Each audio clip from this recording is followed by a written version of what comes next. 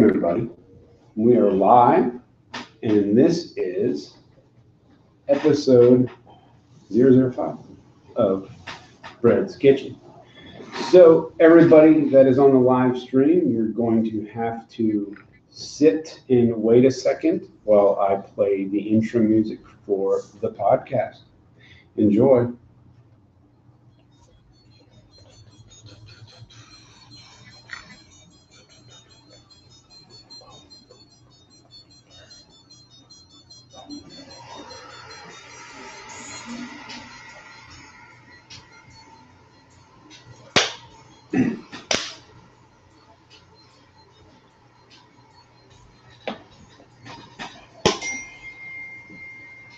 Wednesday, January 10th.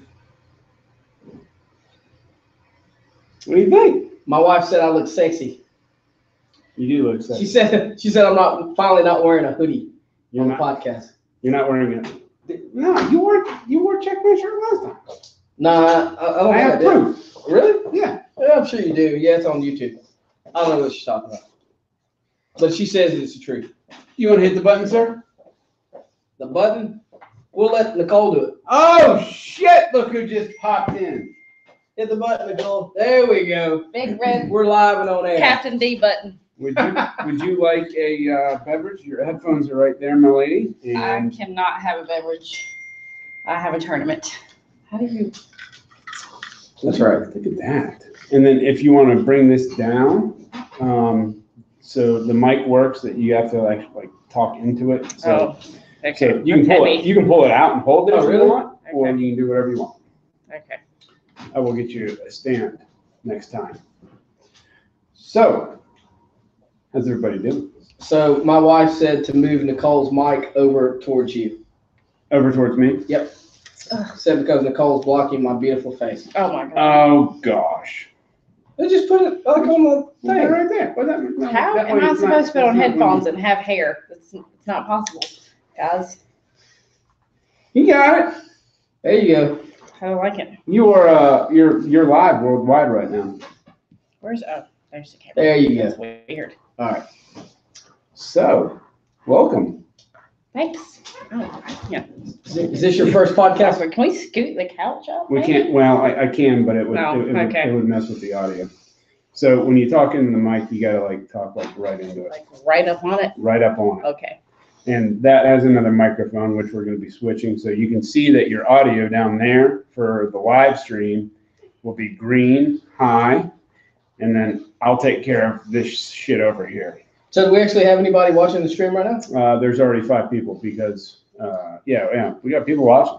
That's Hello, awesome. 5 people. Hello, 5 people. Hello, wifey. So 4 people. Well, 4. 4 with what? More than likely. Hi, Gina. I got a thumbs up from Gina, so I guess Boom. she can see your beautiful face now. There you You go. are now in full view. I'm pulling up notes. How was your day? Man, yeah, I'm not gonna lie. Today was rough.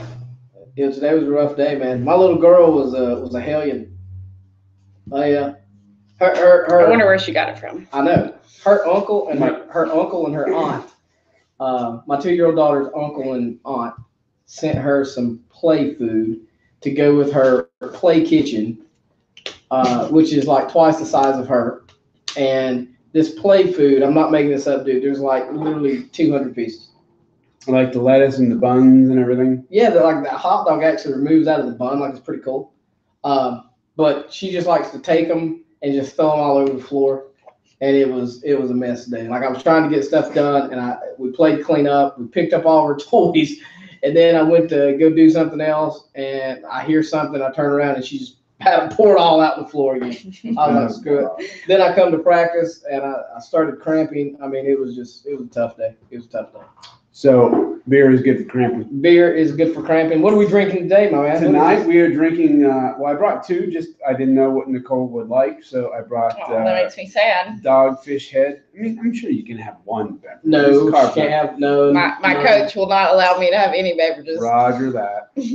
Dogfish Head 60-minute IPA. They Man, make that's it a 90 and a 120, but Oh, the only reason he says I can't have one is so that he can do this right here. Do you hear this? yes, You hear it? he's torturing you. The other thing is I haven't eaten dinner yet, so Would you like some M&Ms? I would drink one of those beers and Wait a minute, those are my M&Ms. Yes, they are. they are. I Oh, let me I have two some of those packs. M&Ms. I don't have to like cut a whole bunch of weight this time. There you go. Reaching into the bag of goodies. There's a yours, and there's a yours, my lady. Oh, he brought a whole bag of M&Ms. So tell us about your competition real fast. What date is it, and details. I think it's February 3rd. IBJJF Atlanta Winter Open. Gotcha. And you give us some more details about that. What are you? I'm excited because there's not a whole lot of brown belt females, obviously in the area, I guess, that are going to be there. So this time I'm not going to be cutting to light feather. So that's really all I care about. That I'm going to do featherweight this time. Okay. So I just have to make sure I'm 129 with my gi on, which those miserable mornings of wanting to kill myself, basically, crying in the corner after all of you beat me up. No, it's the other way around. Did you see that video of her on Instagram? Arm bar in Port Aaron? I did not. I haven't checked Instagram in a while. The funny part of that video is that I'm dying of oxygen deprivation. I'm just laying there trying to be as lazy as I possibly can. And you still armbarred him. Yeah, well, if they give it to me. That's your signature move. Yeah. Do we have a fighter name for her yet? Well, her nickname is the Anvil because of her pressure. But I gave her that nickname back when she was a blue belt, I think, blue belt or purple belt. I'm thinking about changing it to the Arm Collector. The Arm Collector. I mean, might as well. There's nobody else with anything like that. That is perfect. Regina is still whining about my mic placement. How do we move this down? Oh, it's because it's in your face. So let's. Does it go down any farther? It does. Sorry, this is interesting radio. I know that. You know what? Let's just do this. Do you mind holding it? All right, fine. I'm sorry. You happy, Regina? It's all your fault. So let's get this party started, right? Do it. First off, to all of our non-jiu-jitsu fans who are watching or listening to this broadcast live or in the future on iTunes or Stitcher. Or SoundCloud. We always give 2 jiu-jitsu awards weekly, a jiu-jitsu mofo of the week, and a jiu-jitsu biatch I'm not gonna even try of to the say week. it. Yeah, you're not allowed to say it because you say the other word. You say the other version, and then we get in trouble. More trouble than what we get by saying my version of it. So let's go ahead and get to the jiu-jitsu mofo of the week. Actually, you know what? Let's do this. Let's save it for the end. You want to save it? Let's not do that. Well, no, that's we're breaking protocol. Let's save it for the end. No, right? let's not, because I can't stay here all night. I let's have be to different. leave in like an hour. Lies. She has to go to bed, so she can wake up in the morning and Bedtime. come in. She come in late. She wants to leave early. What kind of crap is that? That's my MO. Did you train today? Negative. I did not. Oh Lord! What are we gonna do when we put the weight equipment in? Come in. Oh, we're gonna have weight equipment? Yep. That's yay. I can stare at it and never pick any of it up. Never pick any of it up. All right, so we'll go ahead and do the awards now. Then, if you do want to go ahead and do it. So, Jiu-Jitsu Mofo of the week is going to go to none other than the Hungarian necktie man himself, John Shell. Dun, dun, dun, dun. Damn it! I was supposed to have music for this. Oh yeah, for John Shell, Shell Shock MMA, out in Furuquay Arena, brown belt, world champion this past year. Dude, he beat like 20 people. I'm not making this up. What? He literally beat like I've never heard anything like it in my life. Nicole was with me. We came into the Masters World Championships. and John was in the bathroom, or I was going in the bathroom, and he followed me in the bathroom. I don't know why the man was following me in the bathroom. It got like really weird for a minute. But anyway, so What were you wearing? well, that's between me and John, big boy. so John tells me that he won the world championship, and like, look, sometimes people tell you they won a world title, and you think, well, they had one match or something like that. Like this dude literally had 20 freaking matches, and you just don't get more legit than that. I don't care if it's freaking the cadet world championships. There's 20 matches in one day. Well, it wasn't really 20 matches. I may be exaggerating that, but look, anything past 3 is a lot. There's a lot. Yep. Anything past 3 matches of any type of combat sport is a freaking lot. And this dude, he had to run through at least 4 or 5 opponents. I mean, it was crazy. And so congratulations to John. John, you are Jiu-Jitsu Mofo of the Week. You people out there that train Jiu-Jitsu, or you people out there that don't train Jiu-Jitsu and listen to podcasts, school's out in Furequay Arena. It's out in the middle of nowhere, but if you live in that area, get out there, shell shock, Brazilian Jiu-Jitsu. That's phenomenal. So congratulations, John. You need to come collect your prize.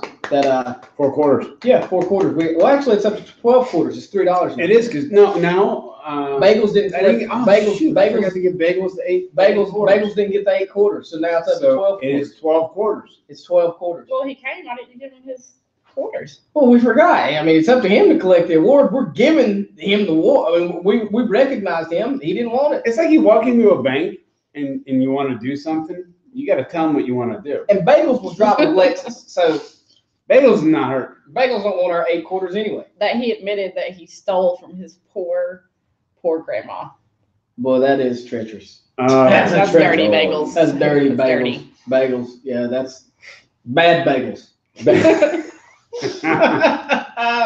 Bagels. Bad bagels. So let's go on to our Shaming. Jiu-Jitsu Bihach of the week. I'm trying to get You gotta do the chest bump when you do the Bihach. I'm working on it. Okay. Can I try it? Yep. You look like No,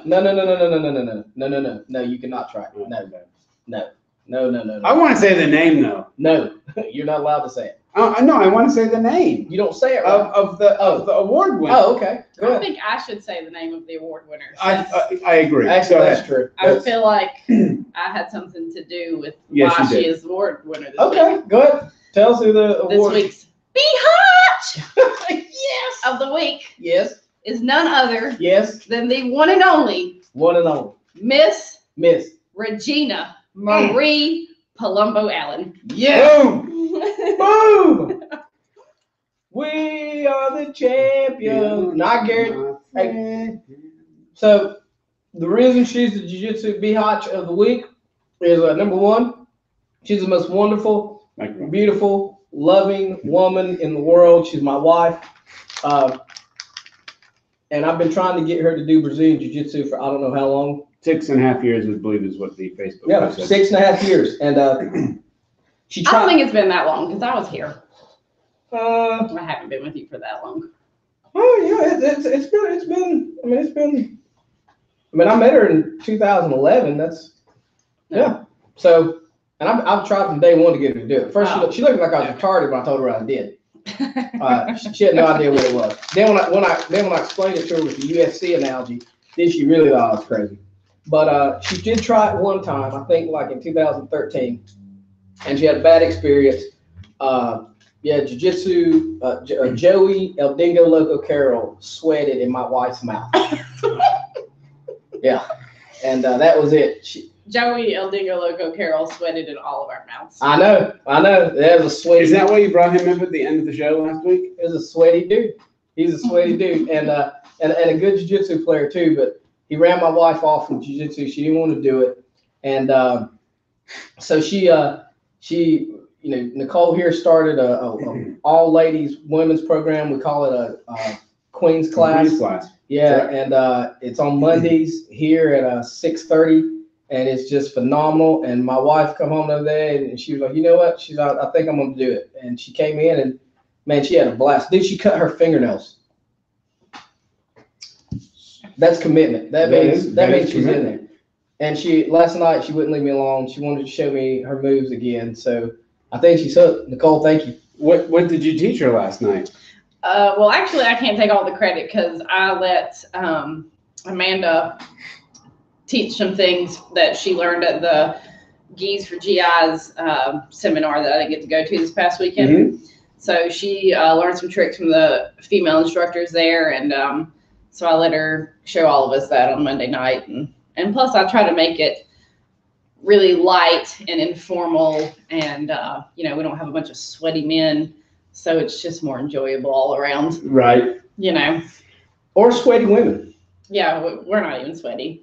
You glisten. Yeah, right. I've been told that women glisten. One of my blue belts, Mick, said you guys are in here on playtime, but I'm just saying that's what Mick said. I didn't say it, Mick said it. I mean, Mick can say that we're on playtime, but you've seen what happens when they come back in the gym the next day, the stuff that they're trying to do with each other. Oh, yeah, that's true. Like Amanda, that's not mine, that's his. That's true. Somebody's phone is on. So Regina is the Jiu-Jitsu Biatch of the week. I love you, baby. Congratulations. And Yay! guys, let me tell you something. I can assure you, Regina will be collecting her 12 core. Yeah. She'll probably be pulling it any minute. Yeah, she'll probably pull her any minute. Her and Aaliyah, my 2-year-old, will be running in here to get the 12 quarters because she's a CPA, the best CPA in Charlotte, and soon to be one of the best white belt females jiu-jitsu practitioners. No, speaking of that. Yeah, her belt. Nicole, how do you say the name? It's Herrera. Juju, it's Herrera? No, it's like you're saying jiu-jitsu, so Jiu-Jitera. Tierra, I'm guessing. Jiu-Jitera. You don't even know. I've never heard anybody actually say it. Well, you spell it perfectly. Yeah, well, it's kind of you start spelling jiu-jitsu Juju. and you add Tierra at the end. Jiu-Jitsu-Terra. Well, Jiu-Jitera. You're adding in like an extra Jiu-Jitera. Well, why do all the cool people in the North Carolina BJJ community, like they say it? I mean, they type it all the time. Like you see it like on like these other like forums, like the North Carolina BJJ forums, and like when they're talking about the other ladies' classes, they type it. So I assume they say it. Why don't you know how to say it? At least I know how to spell it. Oh, well, okay. You shut me up. You win. All right. Can anybody here speak Portuguese? Oh, no. I got nothing. I was trying to learn, but Spanish. I failed. But I did, and now I can't remember how to say it. But at one point, I learned how to say that I do not like the bread. That was the only sentence I could form. That's so messed up. God, that's messed up. Can you add context to that, please? The app I was using, one of the, it goes through like fruits and vegetables and things like that. And one of the things that it taught me how to say was the bread. And so I just made I do not like the bread. Wow. You said she treats me?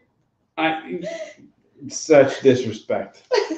I'm like an abused orphan at my own school. Like that doesn't even make any sense. Oh Lord. All right, well, I'll tell you what. Let's go into the next segment of the podcast, the backlash from last week. No, God. Okay, because there was some backlash. So first, did you watch last week's, by the way? Okay, here's the problem, guys. Yeah. I can't listen to this podcast at work. I have to answer phones in the door, and I can't. You guys use too many inappropriate words for me. Not safe for work. We haven't used. You're not safe for work, and I don't have any other time where I have 2 hours to listen to you talk. Driving? I don't drive for 2 hours at a time. We haven't used a single curse word during this podcast. I used to already. Oh, you did? I did. Damn. The fact that I haven't used one that I can recall. So let me ask you a question. All kidding aside, does foul language offend female jiu-jitsu terrorists? Great question. You're asking the wrong one. Well, no, I'm asking you. I mean, you talk to like the other Jiu-Jitsu terras, and is that not how you say it? Okay, y'all aren't gonna laugh at me. Y'all ain't gonna tell me that. You're adding the Jiu-Jitsu part. You don't need the Sue part. Why would you Jiu-Jitsu not have the Sue part when it's Jiu-Jitsu? It's Jiu-Jitsu. As a black belt, I'm pulling rank. Did you see how I spelled it out? Like, you just pronounce it, I guess, how it's spelled, and there's no S in it. Okay. Well, let's go back to the question. Anyway. Does foul language from the males offend the Jiu-Jitsu female practitioners? I honestly don't know, because the only gyms that I have been in, well, I mean, not that we're an MMA gym anymore, but that's where we came from. So I've always been in MMA type gyms. So the language is, you're used to it. Yeah, and I do it. You know, I'm the worst.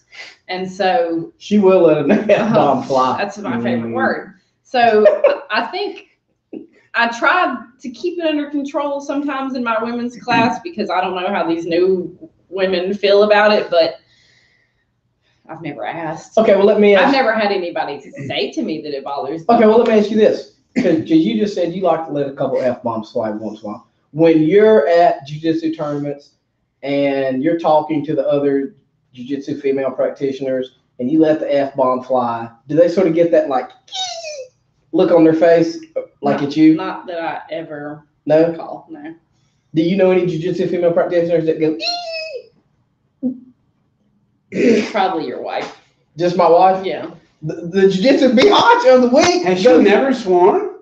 Yeah, she swears towards me. I was just saying she probably makes that noise just in general. Well, no, we have another noise that she makes that.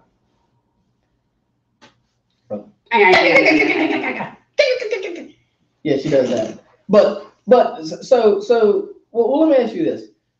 When I started Jiu-Jitsu back in 2002, we're getting so far off of the podcast schedule here. I hate to do this. We're getting so far off the podcast schedule, it's not even funny. But when I started Jiu-Jitsu back in 1920, all right, there wasn't a lot of female Jiu-Jitsu pre-depression area. Yeah, there wasn't a lot of female Jiu-Jitsu players, and especially at my gym in Asheville. My God, that was a different world. But now there's Jiu-Jitsu females everywhere, and you guys are like badasses, like legitimate badasses. Like, you're a badass.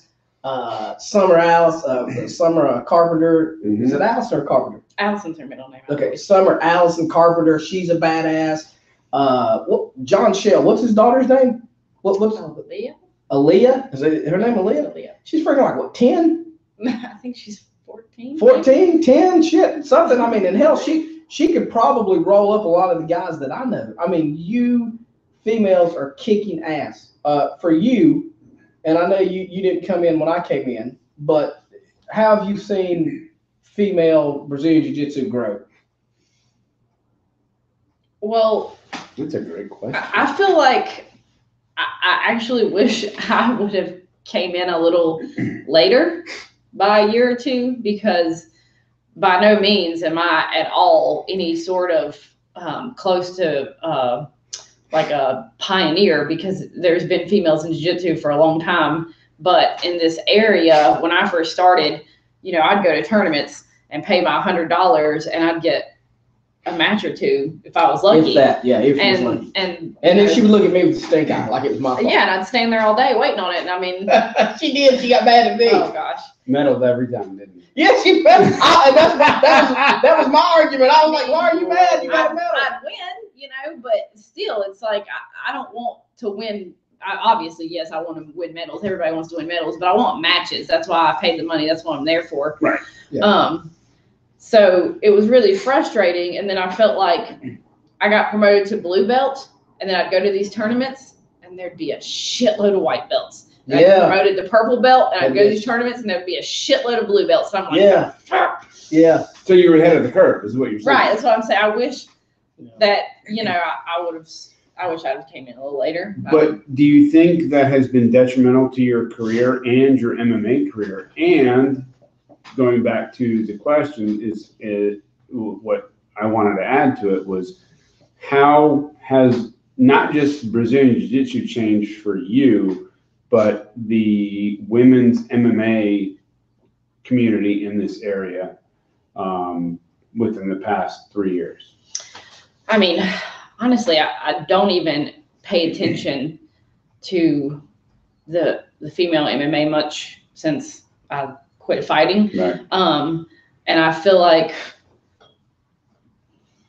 by my own fault, I was probably behind the female MMA, because had I worked a little harder and got more fights in, I probably could have gotten that Ultimate Fighter house at 115 pounds, but I wasn't ready. So I think it was a little bit more ahead than the jiu-jitsu was in this area. Yeah. But yeah, it's tough in combat sports, period, to catch up with the West Coast and Northeast. 100. When it comes to combat sports, I mean, just in general, when you're talking about boxing, wrestling, jiu-jitsu, judo, I don't know much about Muay Thai, but I know Muay Thai around here is not. I mean, people tell me all the time around here, I'm a Muay Thai world champion. I'm like, what the fuck does that even mean?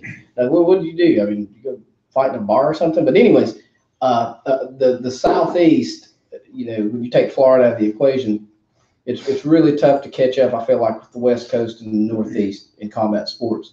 I think my personal opinion, and this is coming from, I used to be really in depth or in deep with wrestling, high school and on the national scene and coaching and Fargo and all that stuff and national teams. And from my opinion, and this is just my opinion, and my dealings in MMA, Jiu-Jitsu actually in the South has caught up with the West and the Northeast a lot faster than the other combat sports, it seems like.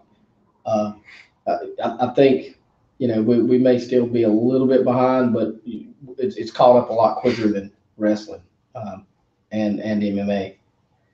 It's I mean, you look at how many big name MMA fighters from the Southeast there's not a lot compared to up north and from out west California. And a lot of that is connections. Same thing. But a lot of it is people that have originated from an area and moved out there to train, and then they claim that as their they leave. Yeah, there's no good MMA gyms around here.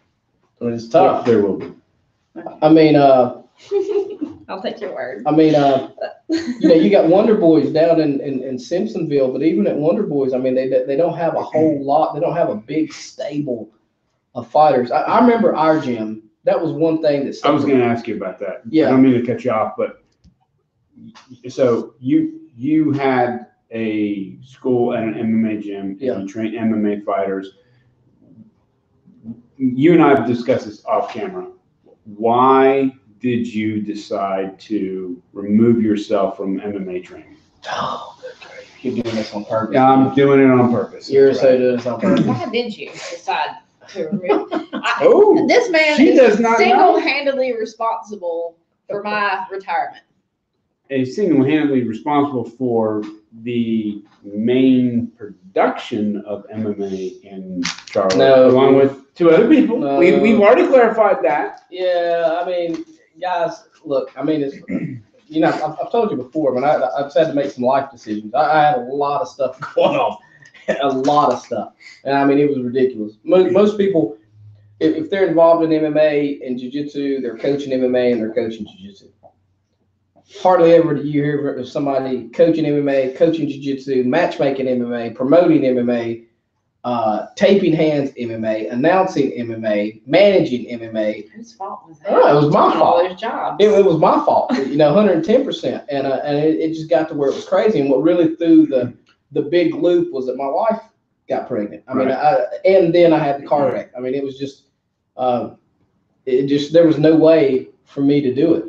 Can you compare yourself against a Winkle John or a Jackson Camp? Well, Winkle John and Jackson don't manage. They don't. They did? No, they don't. They don't. At one time they did that. Yeah, but now that they have all those fighters, they don't. I mean, you got to remember, my MMA gym, no offense to anyone out there right now that's listening from the Charlotte area, My MMA gym was not, I didn't have 1 or 2 fucking fighters. I didn't have 3 or 4 fighters.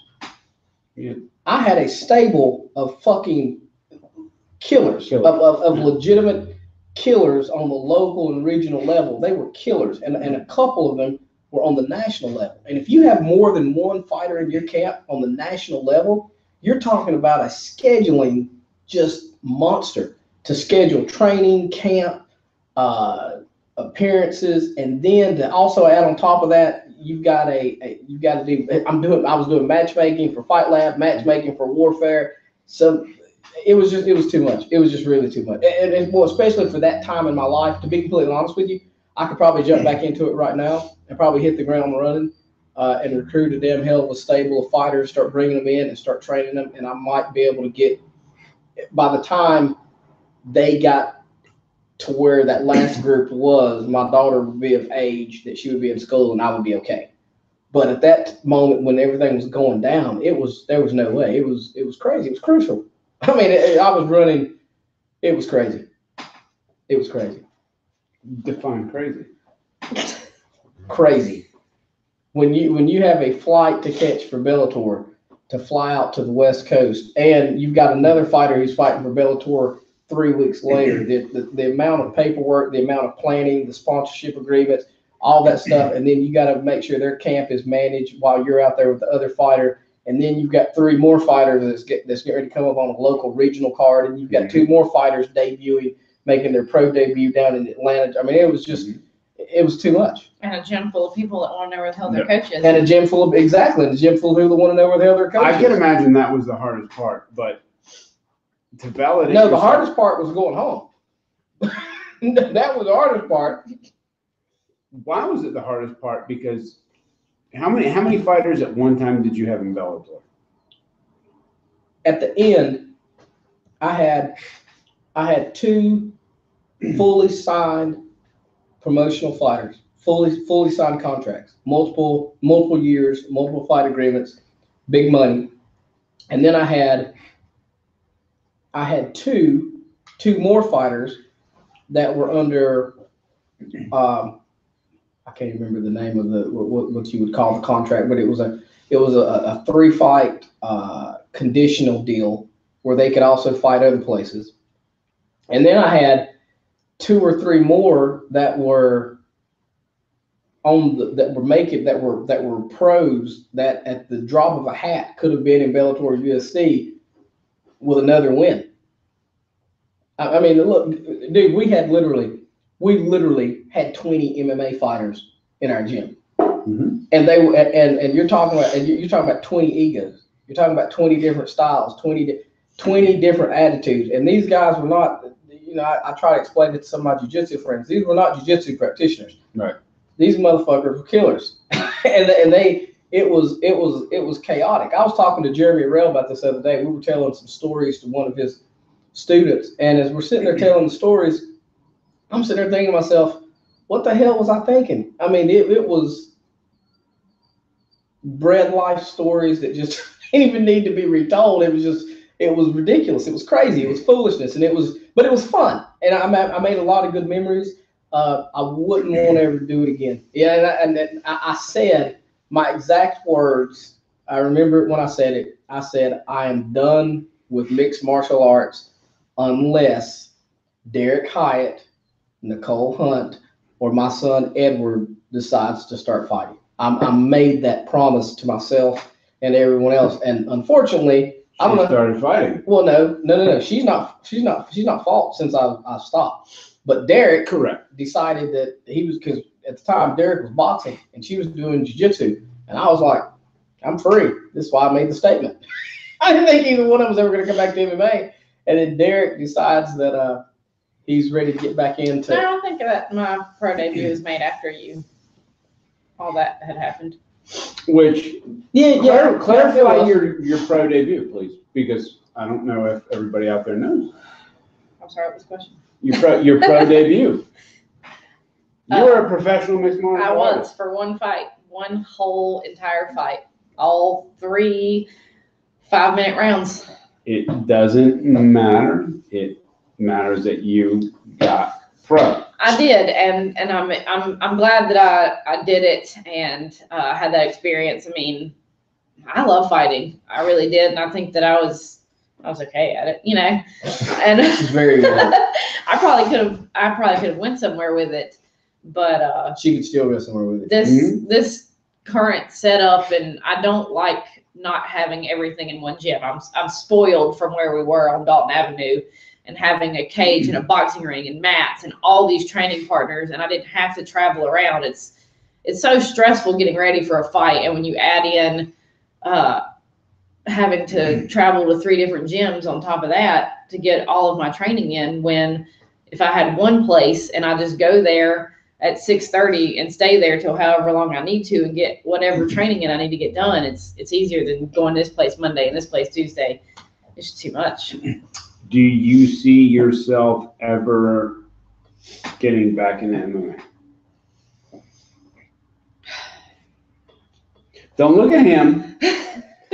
There's a wall. Hey, and, it's up to her. I don't want want to say that I will never get back in MMA. Like I said, I really did enjoy it, and I don't think that my body's not done. I mean, I could probably really give it a good run, but I'm not cutting down to 105 again. I mean, I felt my weight cut went really well. I felt phenomenal, but I think that's another thing that really ruined me, because I have such a hard time mentally cutting weight that it's just, oh God, it was just so miserable. So you bring up a good question that I wanted to ask you eventually, was the whole weight cut system. And I don't know if you listened to the Jeff Nowitzki podcast with Joe Rogan a couple weeks ago, talking about how they were trying to eliminate the weight cuts and the biological passports that they're setting up for the athletes, so that you can't be within a certain variance of your body weight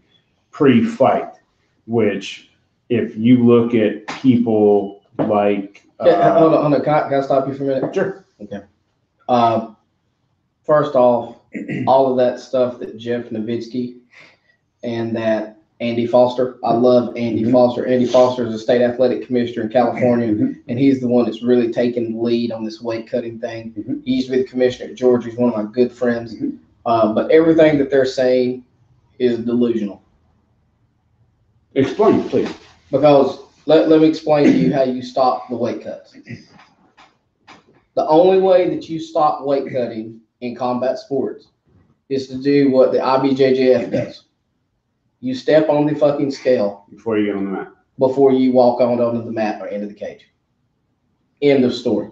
You can test, you can pee, you can put this regulation on this guy. People are always, they're always going to find a way to cheat the system in some form, fashion, or shape to give themselves the advantage. It's like steroids. They're going to be there. They're always going to be there. And with weight, excuse me, but with weight cutting, it's always going to be an issue until they just say, if they really care that much, okay. Which for me, I think it's all smoke and mirrors. But if they really care so much, they'll say, okay, here's the deal. You report to the venue at 4 p.m. Right. The event starts at 7 p.m. At 6:30 p.m., you and your opponent will weigh. Yes, but then you lose a large part of a marketing spend to promote a fight, where when they go out for the UFC on stage... No, you can still do that. But you can't. Yes, you can. They do it now. That's not the real weigh-ins. Those aren't. That's what I was about to say. The real weigh-ins, they're not wearing clothes. That is just for show. Yeah. Well, you can still do it. That's entertainment. Could you though? Yes. Even with... I would think they would probably want to have a check weigh-in the day before anyway, just to see where they're at. That's what I was getting at, is because you don't want to... Do you want to have your commission and your fight league embarrassed on national TV? Stop. Okay. when you tell somebody that they have to make weight, okay, at 6:30 p.m. and the event starts at 7 p.m., which means they're going to go into the cage at 10 or 11 p.m. They have 5 hours. Mm-hmm. Ain't nobody fucking around with that. I've seen some pretty No, with an IV in 5 hours. No, wait a minute. Stop. No. Number one, you can't leave the locker room. What do you mean an IV? You can't leave the building. How you get an IV? Not now. No. We're talking about if you want to fix the weight cutting. Yeah, issue. if you report to the venue, Once you report to the venue, they hold you're you there. there. You're Yes. there. You're there. And Well, and with certain commissions like Vegas and Connecticut and some of these other real strict USADA has a 4-hour rule. What? USADA has a 4-hour rule post-fight. They don't have anything pre-fight. No, I'm not talking about USADA. I'm talking about the athletic commissions. Yeah. Once you report to that venue, you're under the jurisdiction of the athletic commission. You're not leaving that building. But most of them are referring to USADA, which is also referring to WADA, to sanction these tests. No. I'm not talking about tests. He's just saying there's no way they could weigh in and get an So- IV because they can't leave to go So get one. you want somebody to show up in the venue Yes. and be there for 4 No, hours? I don't want them to do anything. If it's up to me, they could hydrate down to fucking Ichabod Crane status, okay, and then shoot horse nuts in their butt cheeks and bulk up to Brock Lesnar status, and then go out there and punch each other in the face. I don't particularly care. I want to see the biggest, fastest, strongest son of a bitch that I can possibly get. I agree with you But 100%. what you was talking about was the weight cutting with Jeff Nowitzki and Andy Foster, and how they keep trying to reinvent the wheel, and they want to do this, and they want to do that, and they implement this, they implement that, and blah, blah, blah, blah, blah, blah, blah, blah, blah. And it all sounds great. That's fine and dandy. But my point was, if you really want to stop it, if you really care that much, if you really think that dehydration and weight cutting is an issue and is a hazard to the health of the athletes. Do you agree that it is? No. So you don't think when somebody's kidneys shut down? I don't think that cutting weight is any more. I don't think that cutting weight and the risk of your kidney shutting down is any more hazardous to your health than you stepping in a cage with an environmental structure with a man across from you is trying to kill you and he can elbow you in your face. I would disagree. Well, you can disagree, but go tell the. I mean, The physiological structure of the human body within a 24-hour period. How much weight have you cut? I used to play football at 200 pounds and then I wrestled at 160. So Okay. I had to lose 40 pounds in 30 days. Okay, when I was fighting, okay, I walk around between 175 and 180, and I would cut down to 155. Okay. Okay, when I was in high school, I wrestled 135. When I was in college, I wrestled 118. Wow. Okay, my kidneys have shut down. I'm still sitting here. Mm-hmm. Okay, but that was a risk that I wanted to take. These are grown ass men. And women. This isn't your son we're talking about. In fact, this isn't even a college student we're talking about. This isn't a high school under 18 athlete we're talking about. We're talking about a grown ass man who knows the risk. Okay, me personally, again, I don't think that the risk of kidney failure is any more likely to kill me than the risk I'm taking and going in there and letting Matt Tran or Kevin Ferrant kick me upside my head with his shin. I think I stand just as much a chance of dying of that as I do of cutting that weight. So that's my choice. That's if I say I want to cut to 155 pounds, then I'm taking that risk of 1, my kidney shutting down, 2, not making the weight and losing out on my purse. So why should you care?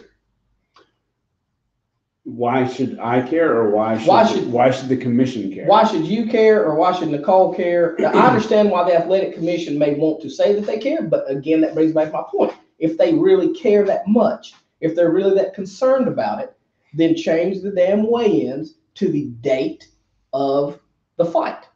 I agree.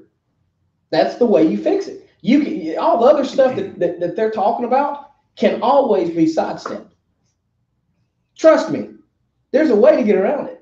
It can, but the biological passport that they are setting up now is pretty decent in being able to find out what your homeostatic levels are for hormones, for weight, and for water. Okay, so why go through all that when you can just move the plans to the day of the fight? Because you're talking about dollars. No, we're not talking about dollars, and I'll prove it to you.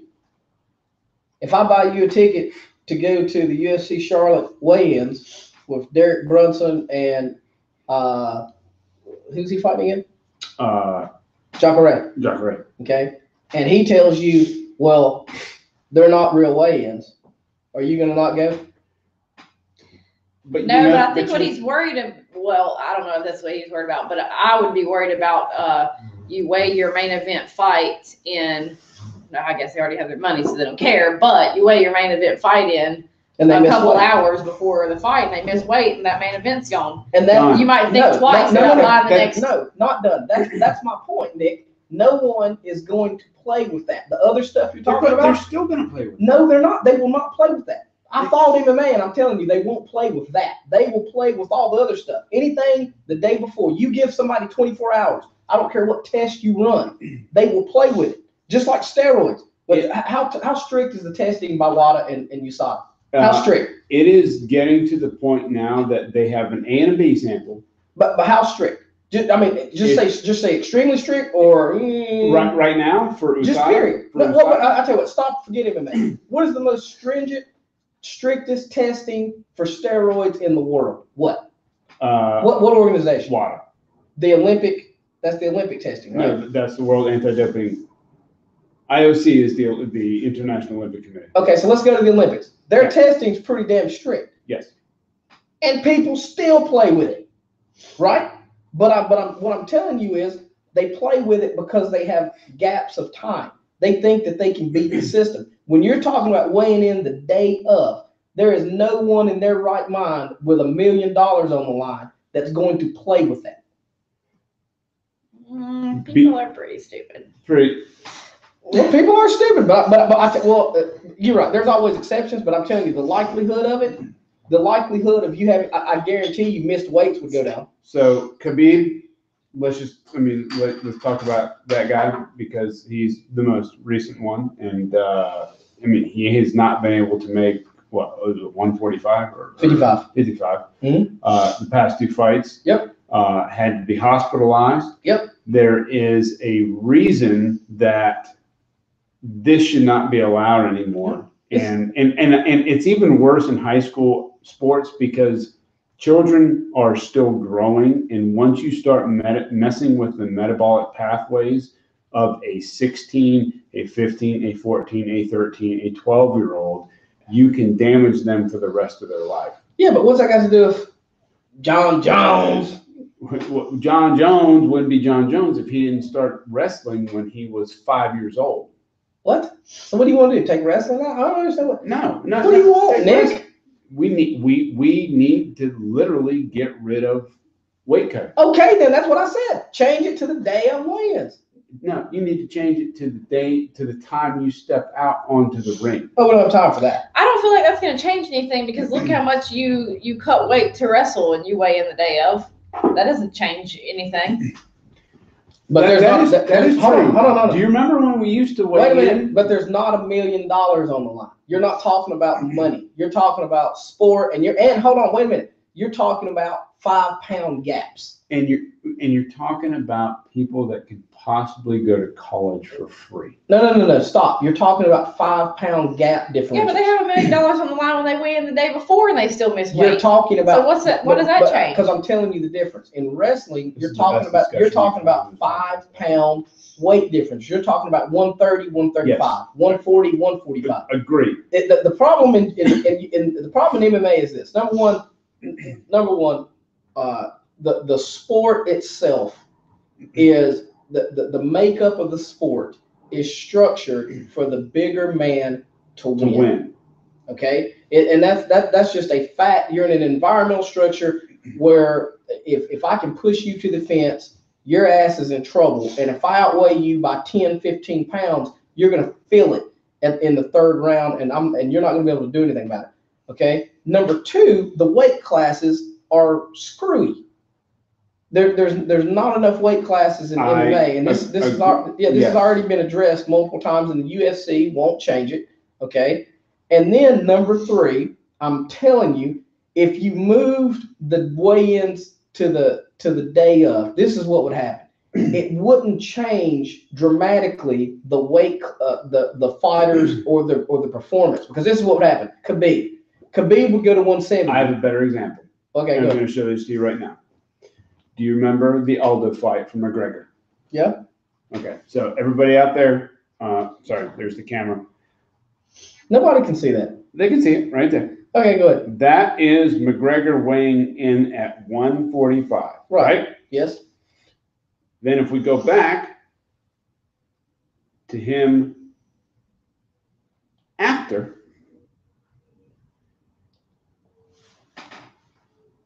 what's your point, dude? What do you... That's not 145. So who gives a shit? That's Aldo's fault.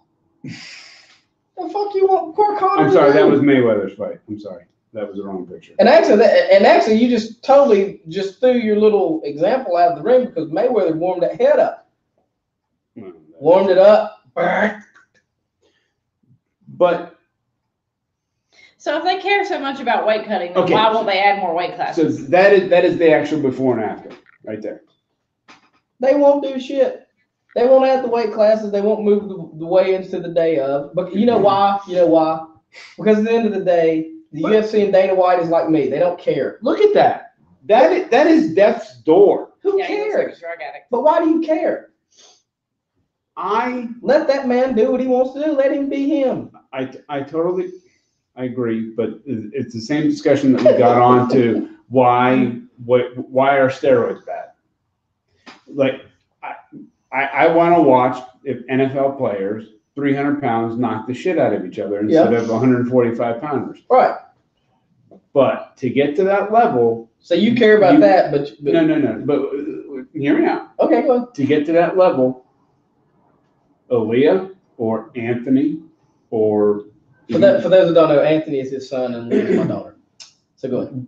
One of the days they may be required, if they choose a combat sport in wrestling, to cut weight. Yeah. And at the age that they are requiring people to cut weight right now, it can damage them metabolically. My son Aiden will be a rootin' tootin', double leg shooting, weight cutting son of a bitch. I'm just telling you right now, he'll be double legging kids that he outweighs 10 pounds on their head. And that's the bottom line. That was at 52.30, and I am making that a sound bite. Who cares about some damn weight cutting, dude? Come on, man. You're having this conversation with the wrong person. Do you agree with me? About the weight cut? Do you want to walk in? I don't think children should be cutting weight. But if you were to say fight Ronda Rousey, and you both weigh in at a certain weight, but she actually walks out 20 pounds heavier. That's her fault. Well, that's initially the reason why I decided. That's Nicole's fault. Well, I took the fight, but that is the reason why I decided to cut down to 105, because of the girls that are able to make 115 are so much bigger than me. There you go. So it's like this domino effect. How did you feel at 105 versus 115?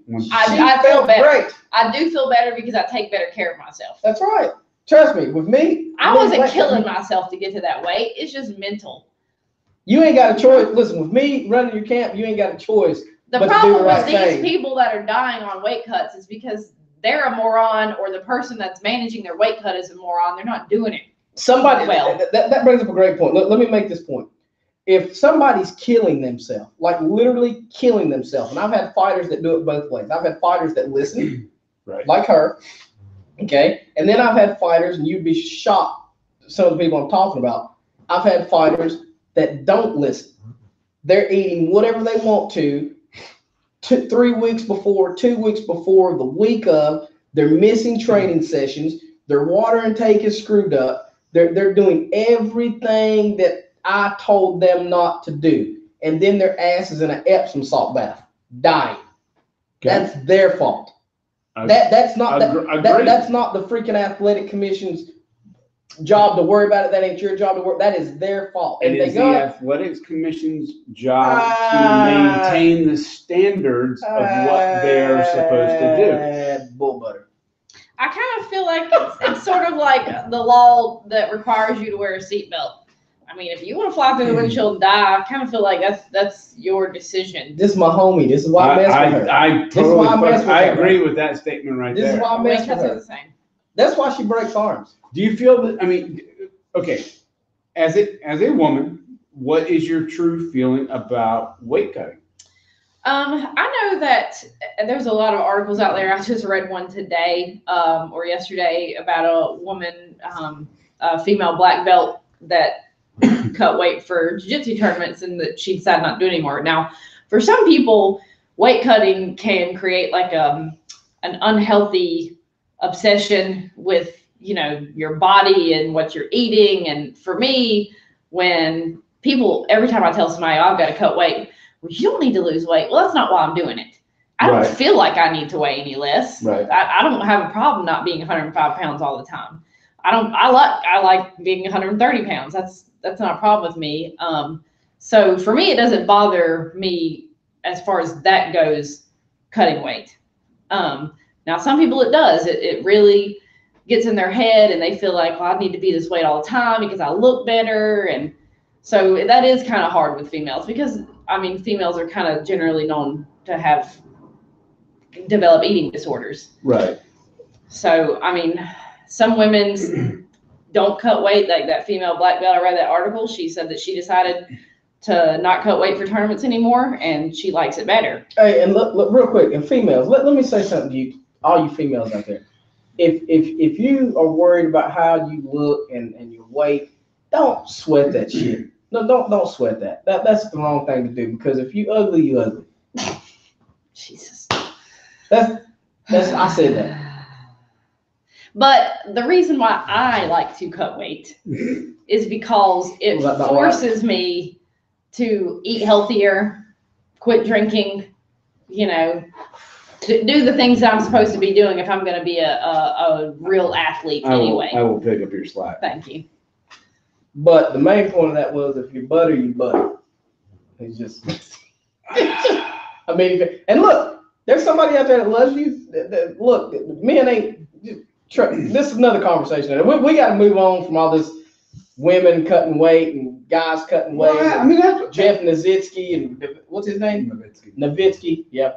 We got to move on because like you're really messing up my thing. Okay? I did. Have we touched on anything? No, we ain't touched. Don't know. Guys, you are keeping me here later than I want to be. You want to be here. This is the place to be. All you people out there right now, if you're in the MMA community, the jiu-jitsu community, okay, you want to be on the Bread's Kitchen podcast. The Bread's Kitchen at gmail.com. Most of y'all ain't getting on though because I know you and you're terrible. But trust me, you want to be here with us. You want to be right there where Nicole is. You don't want to be right here because they put me in the middle on the couch, like right where like the crease is. So I'm like sitting on something really hard while they've got the comfortable cushion. What are we gonna do when we have Tomar Washington on here? Well, I will mount the camera somewhere up there. Because his big ass ain't gonna fit. We have to get him. Yeah. Okay, so we got to move on.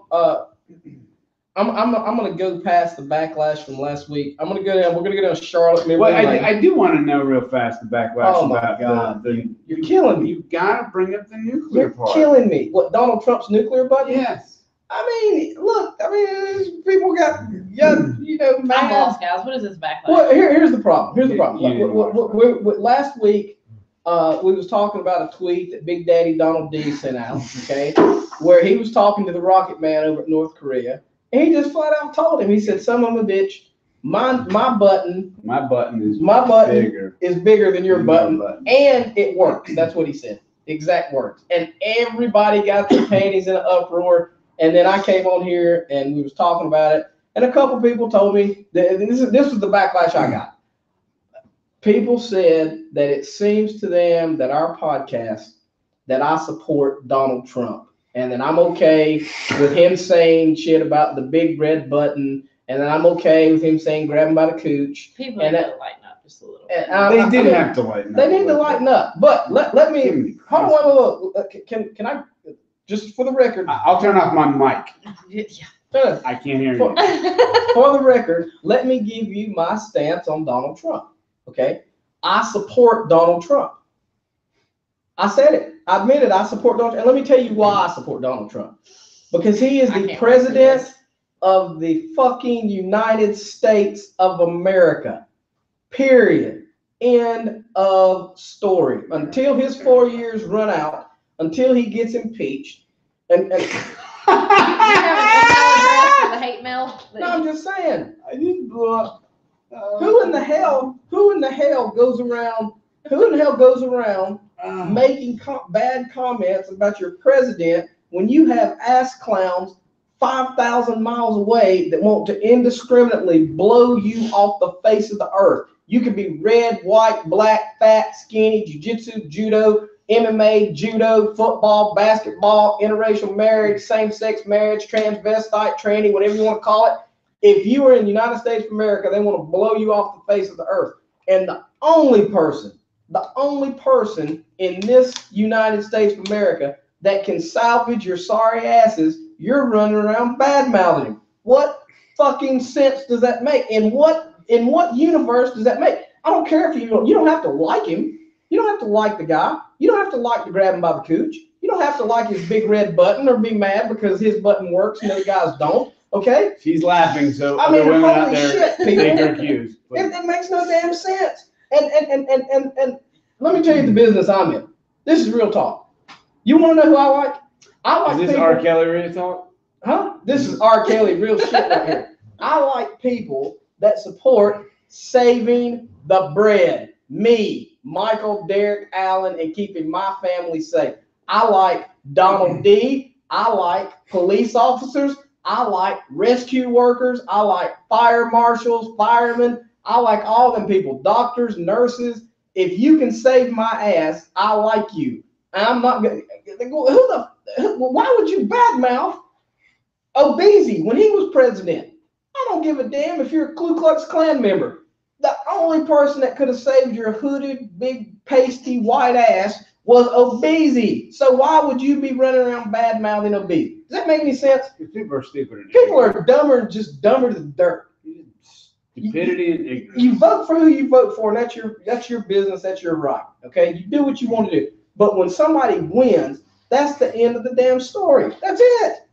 I mean, fuck, look, they said in 2020, Oprah Winfrey is may run for president. She won the damn Golden Globe Award and everybody lost their fucking mind and wants her to be president. Ain't that some shit? And if she runs for president, great. Okay? Whatever. I don't care. I hated the color purple and I hate your fucking show. You stink. But if you win, you're my president. I entrust you to push the big red button. Push it.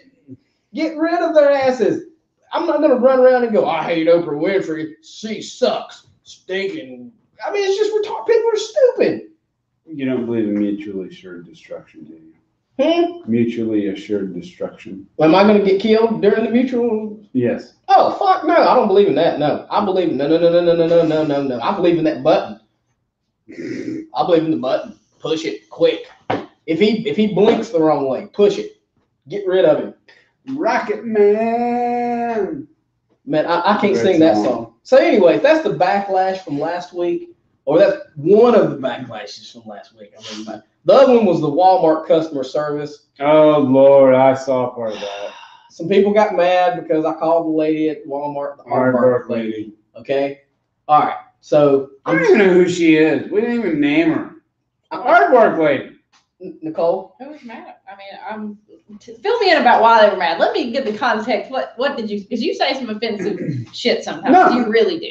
Well, this I will back him up. This was not offensive. This was The customer service was bad. It's terrible. Moniker that was given to a woman that obviously eats ants for a living and has horrible customer service skills. She couldn't get my damn groceries out.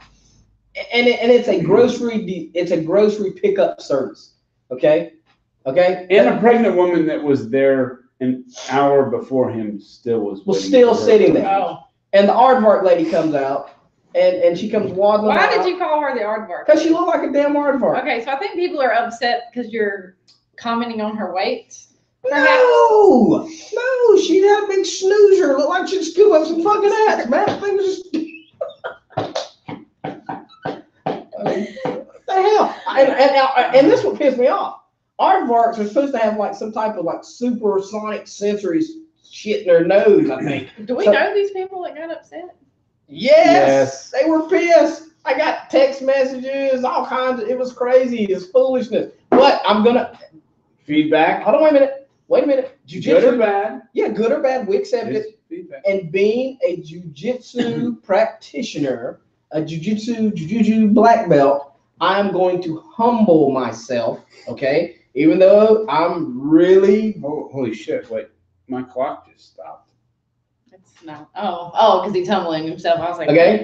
And I'm going to apologize to everyone that I offended with the Aardvark lady comment. And Aardvark lady, excuse me, lady, your name is not the Walmart lady. If the Walmart lady is watching, which I highly doubt she is because I don't think she has cable or internet. What? She probably don't have internet. Okay, anyway. You're just digging a deeper hole. Okay. I apologize. he probably had aardvark on the brain because it was the first page in his coloring book that he's been working on. My coloring book.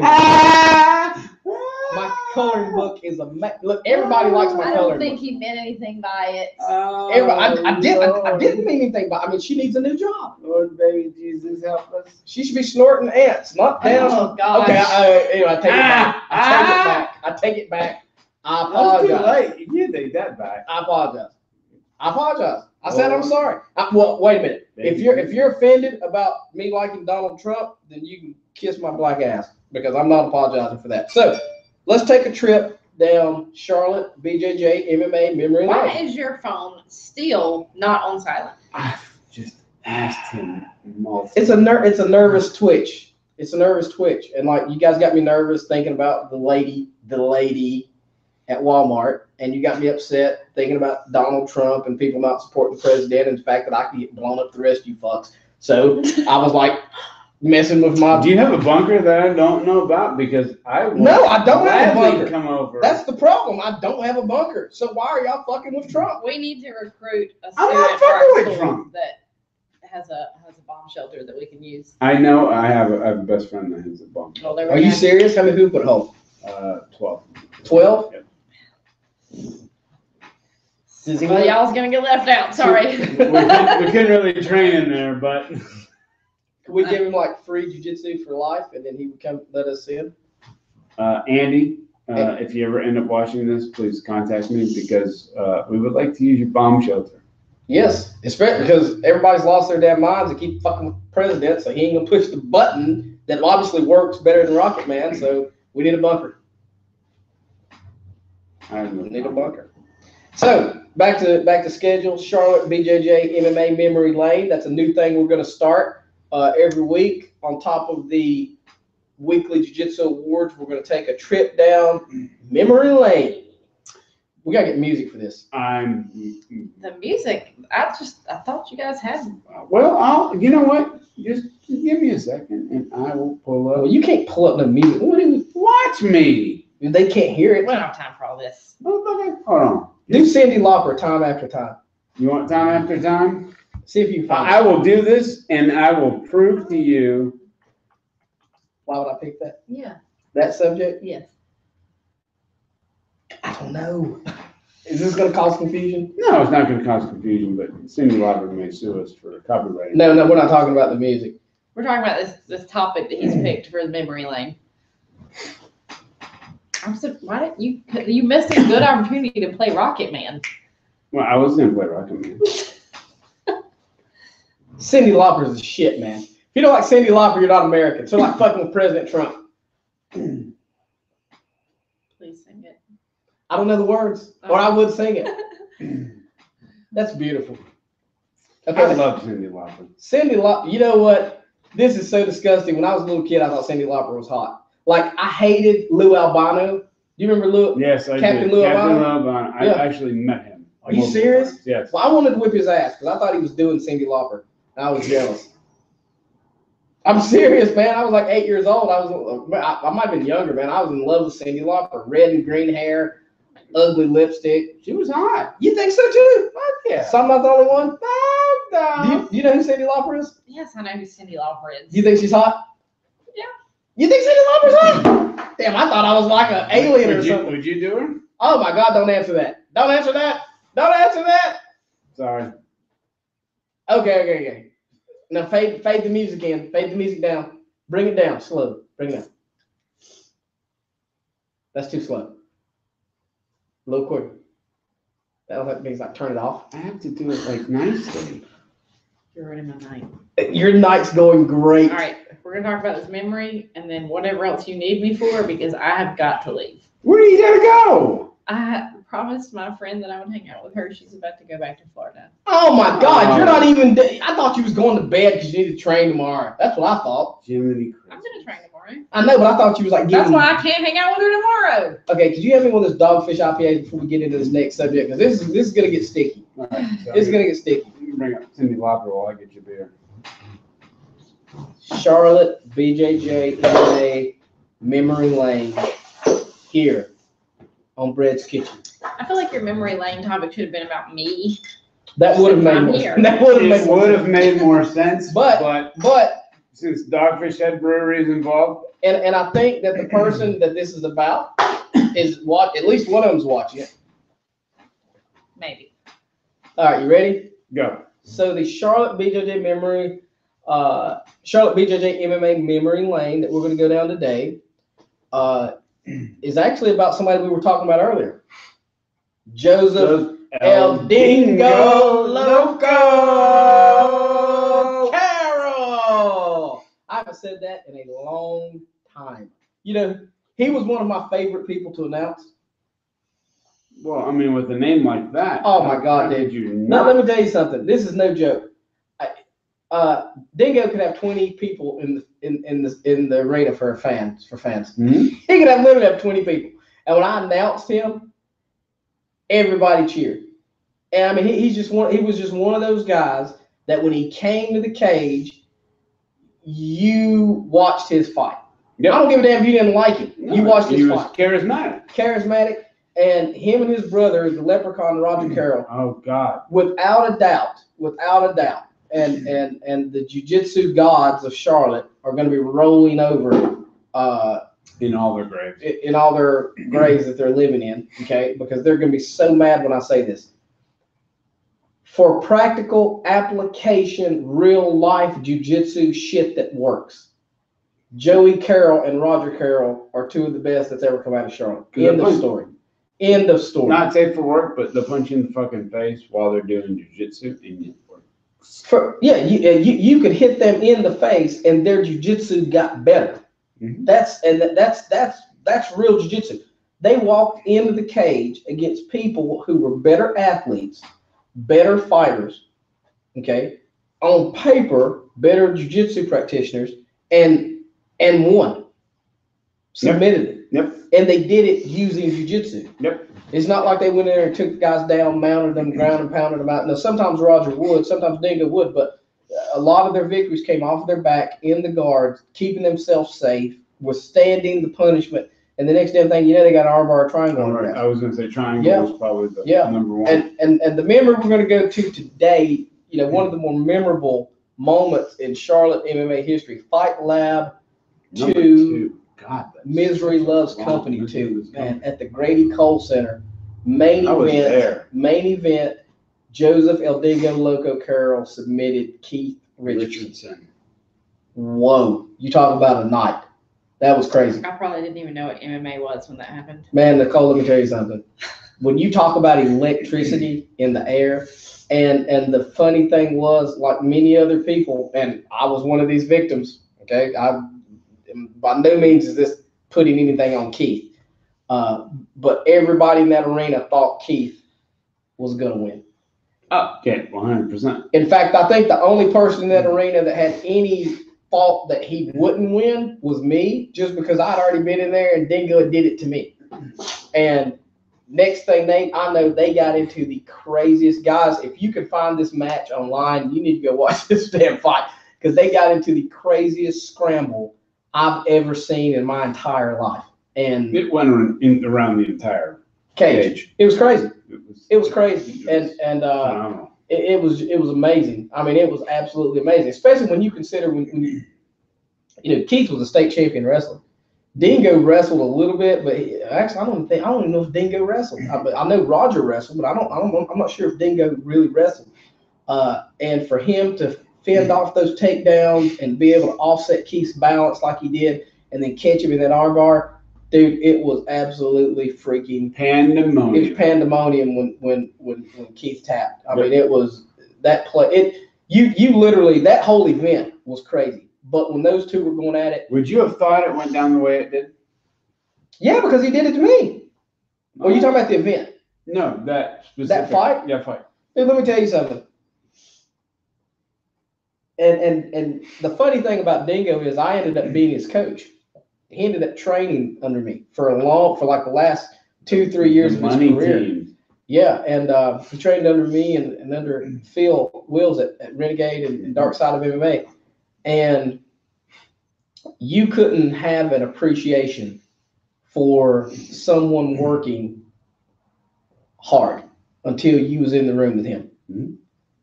I mean, and Nicole was there.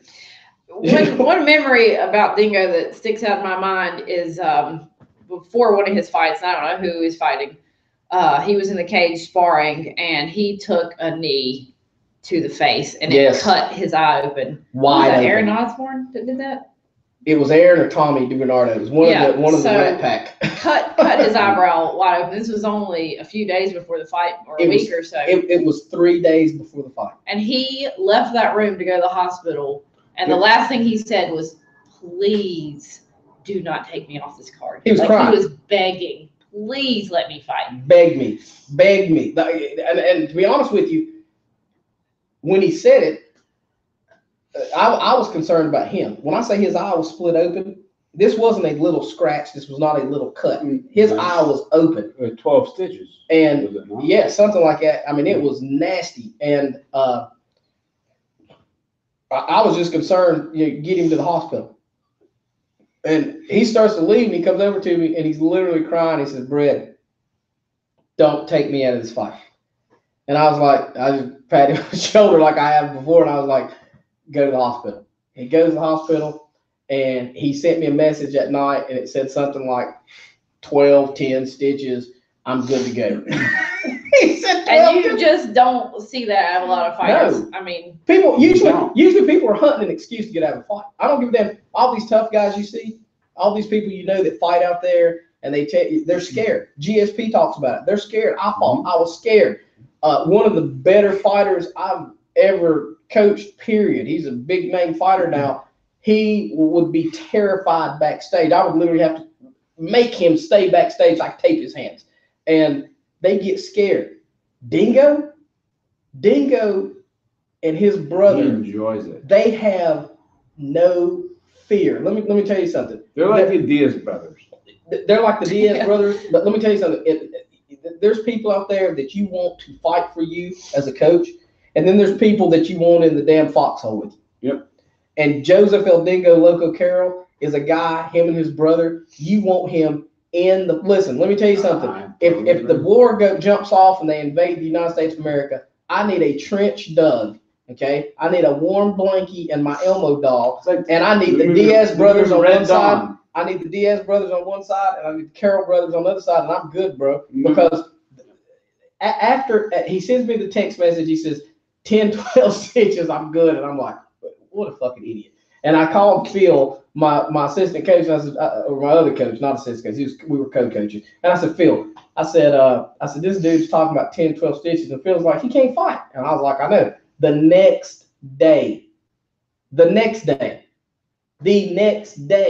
he's back in the gym. He's back in the gym. He had it all taped up. He had it covered with tape, and he just went through his weight cut. And I told Phil, I was like, look, it's not going to matter. We'll just play along with it because I don't want to hear his mouth, and we'll just let him go to the arena because the doctor's not going to let him. They're not going to let him fight. And he won.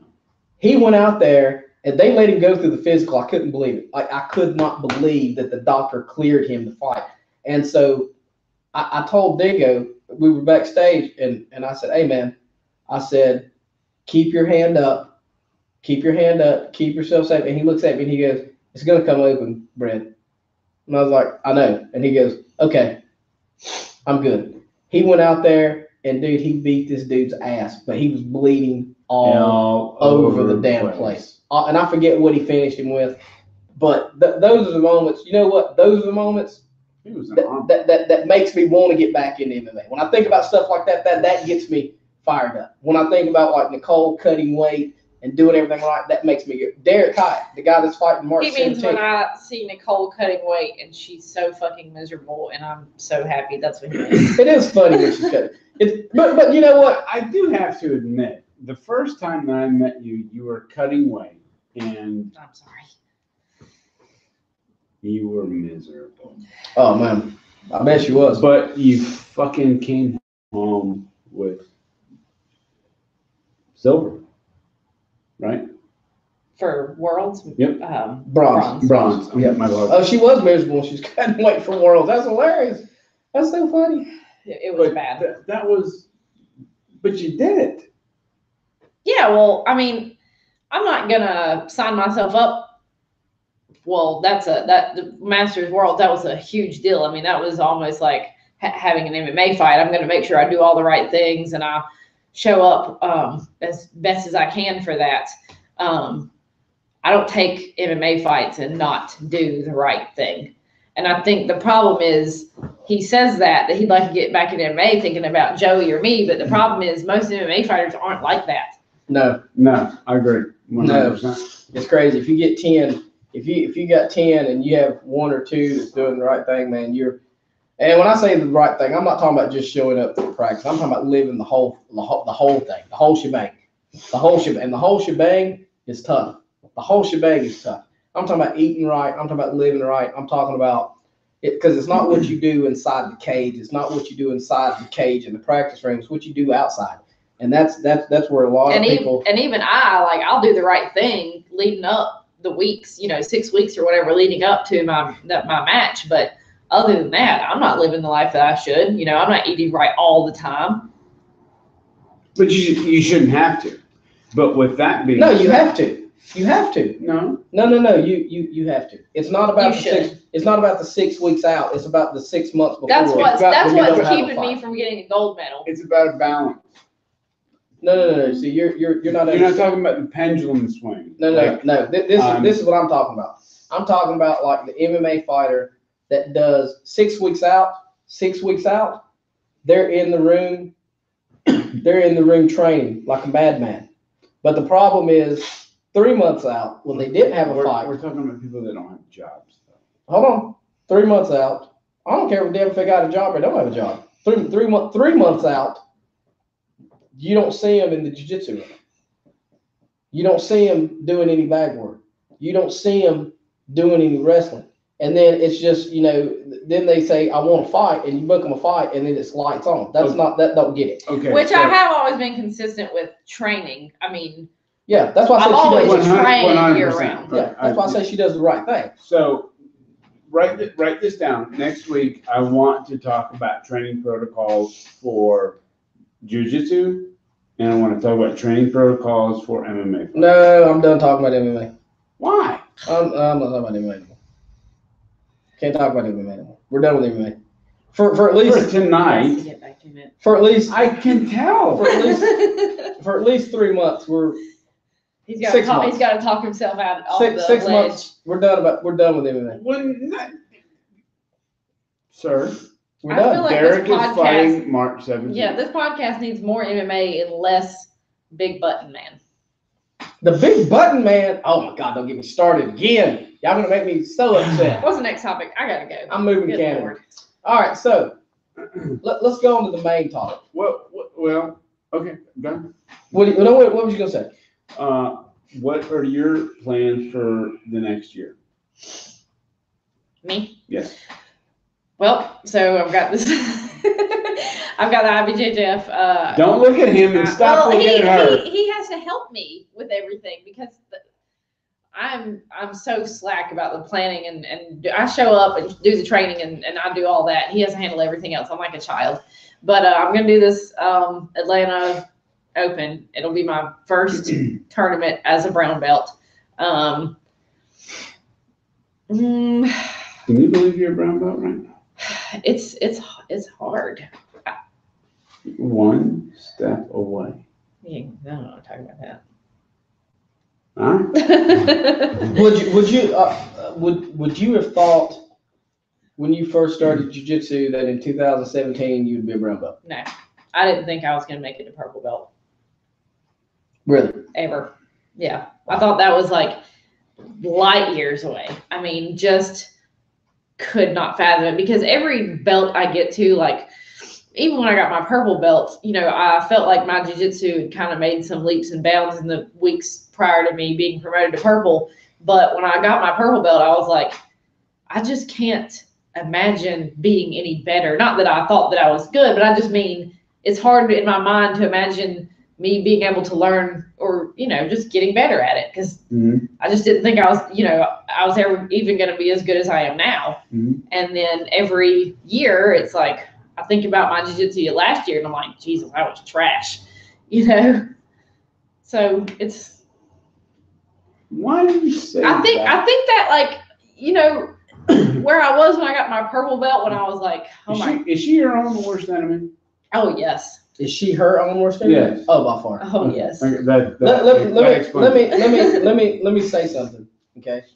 I've coached, and I've said this before, but I just want to recap it because we're talking about her. I've coached All-American wrestlers.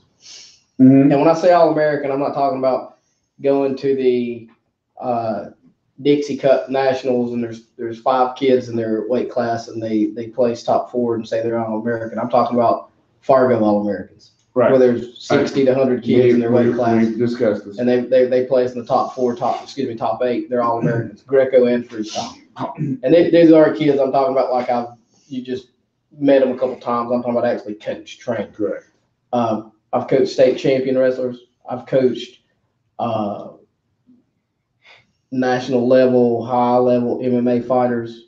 You know, I was a very good athlete myself. I've been around I've been privileged to be around some of the best mixed martial artists in the world. You know, I've gotten to be down there when Stephen Wonderboy Thompson's training.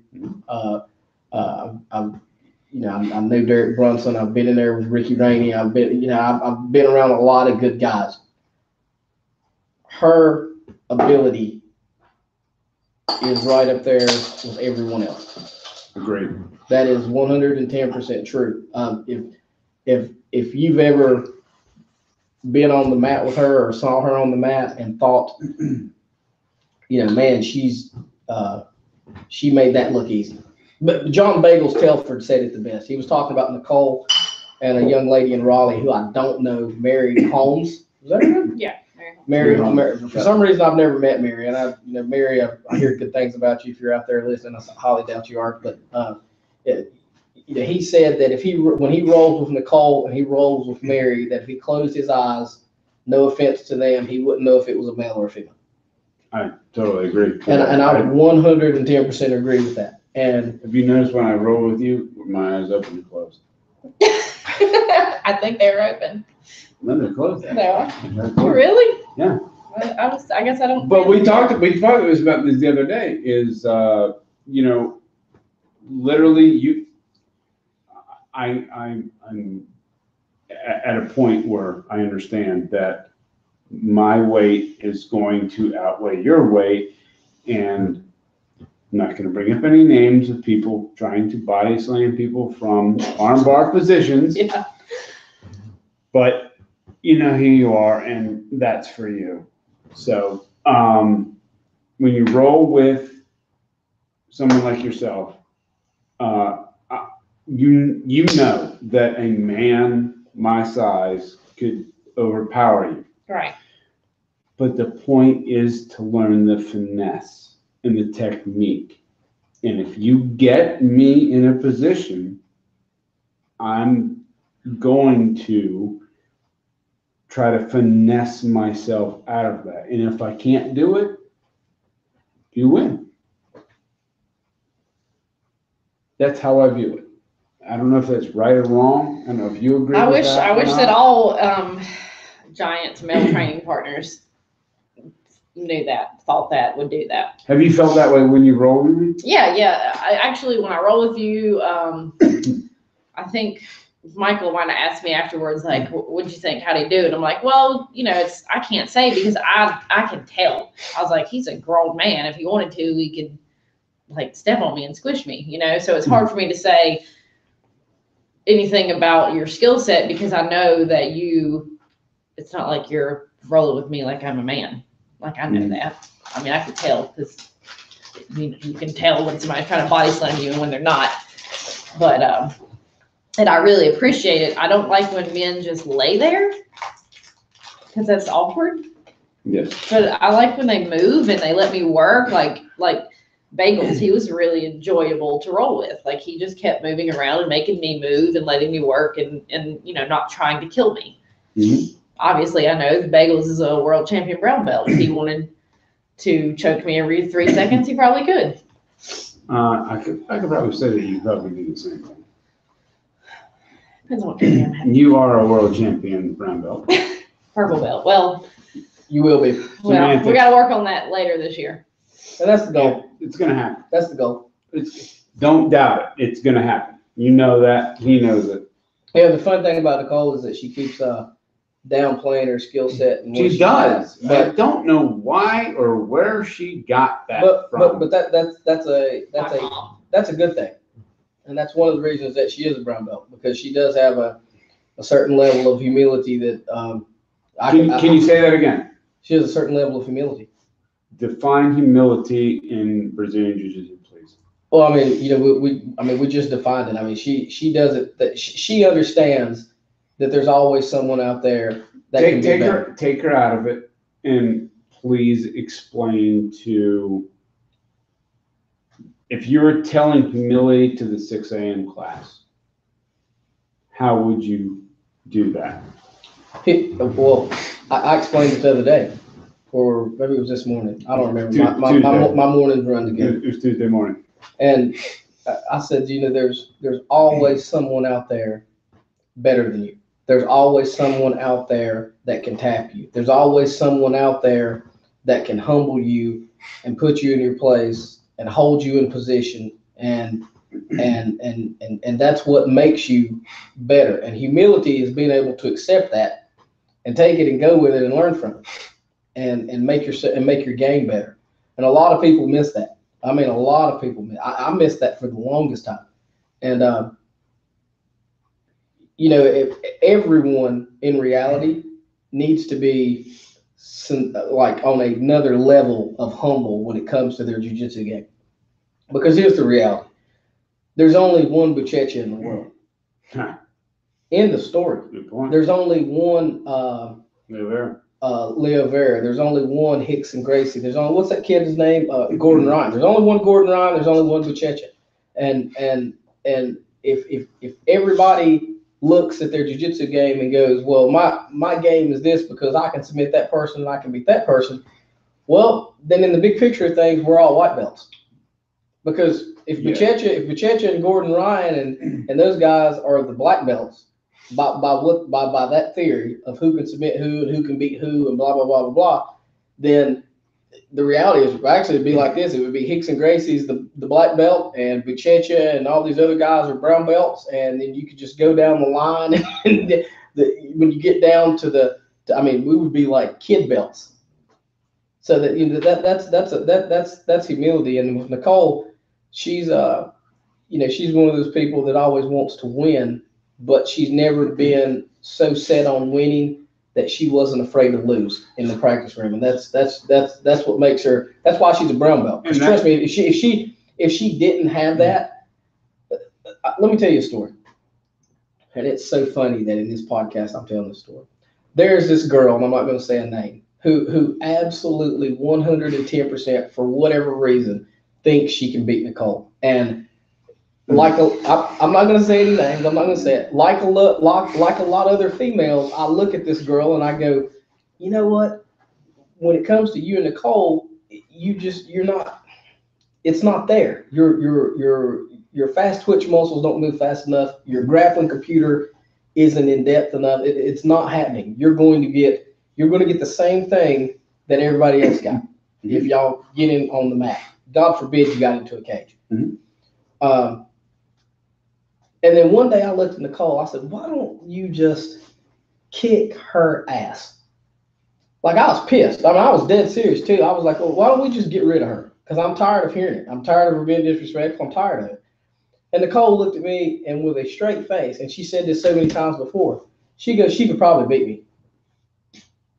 Did she really? Yeah, she says that about everybody, and she's being sincere. And as a black belt, she taught me a lesson. She taught me a lesson the day she said it, because in my mind, I'm sitting there going, there is no way on the face of God's green earth that girl can beat Nicole. And I'm about 99.9% sure that I'm correct. But in her mind, everybody can beat Nicole. And when you can do that, that's humility, and your game grows. And that's why she's at the level she's at. That's why she's a brown belt after however many years she's been training. And it took me 13 years to get my black belt, because I just couldn't accept that anybody could beat my ass. Well, I think I would have. I'm just this kind of person anyway, but especially when I started off in MMA and being in a gym surrounded by these cocky MMA fighters, and I'm like, I just felt like, well, what reason do you have to have that ego? Because you're not that good. Right. I mean, not at all of them, but I mean, some of them they have this huge ego for no reason. I don't understand it, which, I mean, it does get you by, because, ignorance is bliss sometimes. Like, sometimes you can say it in your mind, I'm going to win, and you do. And even though your skill set doesn't seem like it's going to get you that win, it does. But I just don't ever want to be that person that thinks that I can beat everybody, because anything can happen. Mm-hmm. So, it's funny though she brought up the MMA gym, because my other two brown belts, Eddie, for those of you listening, my son, if you don't know, which is also her boyfriend, so she's like my daughter-in-law, and then Kenny Romero. When they started with me, people like I know a lot of people hate on them. They hate on all three of them, because all three of them have been extremely successful on the regional circuit, and Nicole's had a lot of success on the national level too. But they get hated on a lot, and a lot of people look at all three of them. Eddie, because of my mouth, probably they associate my mouth with him because he's my son. Nicole, because she walks around with the resting witch face all the time at tournaments. She looks like she's arrogant, but she's not. And Kenny, because he's outlandish in his dress and his personality, but all three of them are truly humble, and that's why they're at brown belt so fast underneath me. Because if everyone knew the losses that they have taken coming up in that environment over at Dalton Avenue, with some very, very high-level successful MMA fighters, jiu-jitsu players, and extremely gifted athletes who are in the prime. And you're talking about Nicole weighing 115 pounds and being a white belt, blue belt against guys your size who didn't have they wasn't nice like you. Or Eddie being a 14, 15-year-old kid rolling with them same monsters. Or Kenny, overcoming the handicaps that he has to deal with, and him being a white belt and a blue belt. And they took a lot of, I'm talking about bad losses in the practice room, and they never once complained. They fought through it. They learned. They opened their minds. They was humble. They went to every competition they represented, and I couldn't be more blessed as a black belt. I probably don't deserve them, but they're great brown belts, and they're going to be even better black belts. She's doing a great job of teaching too, man, and that's I'm so excited to see that, because that's really going to push her to the black belt level. Definitely, and from everything that I've seen and heard, that the Queen's class is doing extremely well. Thank you. Definitely not something I thought I'd be doing. You got a seminar coming up too, though. You do have a seminar coming up. I do. Plug that? Checkmat Virginia Freedom Jiu-Jitsu is the name of the gym there in Lynchburg, Virginia. What's the date? March 3rd. I think. March 3rd, and what's the time? What's the time? 11 in the morning. It's going to be a 2-hour seminar with an hour of rolling afterwards. It's going to be my very first one. I hope I don't mess it up too bad. March 3rd, 2017 at 11 a.m. in Lynchburg, Virginia. Freedom Jiu-Jitsu, Checkmat, Virginia. Robertinho Hurd is the black belt, I believe. I don't know that he's a black belt. Was it Brian Ernst is the black belt there? I'm not sure who their black belt is. Yeah. I think he's a brown belt. One of those two. Okay, one of those two. But I think it's Robertinho's gym, and Brian Ernst Yeah. is the black belt. So if you're in the Lynchburg area, you need to come and come to this seminar. Trust me, if nothing else, I promise you, you'll learn some really good top pressure, and you'll learn some sick, slick arm bars from the arm collector. You know, it's really hard for me arm. to teach people things because even though you taught me your knowledge, I feel a little bit greedy with the things that I do. I'm like, I don't want to teach people. You how to teach do them. things. Most of them's not gonna be able to do it anyway. Just go ahead and teach them. That is a good point, and that topic could go on forever. Is the passage of knowledge, but once you realize that you are above that, you will be able to pass the knowledge on to people just like he does. Well, I kind of felt With like at confidence. first I was like, I'm teaching these people how to beat me. I'm teaching them my game. No, But I'm not fancy, and I think that's why I get a lot of the problems I do with females thinking I'm not shit, and wanting to beat me or whatever, because I am so totally not fancy, and I'm just not graceful at all, and everything that I'm doing you can see coming, and I'm it's not true. yeah, I'm not. Everybody in this gym knows that I'm going for their armbar. But I think what I've developed is, And you even get though, it every I get it anyway. fucking time. So I'm like, well, I guess it doesn't matter if I teach these people my game. They probably see it coming anyway. But if I set my mind to it, I'm gonna do it to you anyway. Yeah, but it's sort of like Kenny's leg locks, or Eddie's guillotine, or John Piper's crucifix. I mean, you guys, your games, your weapons are honed pretty good, and you've thrown them at people enough, and you've played around them, and you failed with them enough that you find success with them pretty quick, especially in real life situations. Real time situations in jiu-jitsu is a mofo. Yes. Because people don't 100%. drill. People No. just don't drill like they do in a lot of the other sports. And with you guys, I mean, look, again, Piper's crucifix. Piper's crucifix and your arm bars and Kenny's leg locks, like those are the three things I can think of in Charlotte that are just, they're coming. Yeah, you know I'm sure everybody by this point knows that Piper is going to crucifix them. Yeah. Mhm. And he still does. He still does. He still does.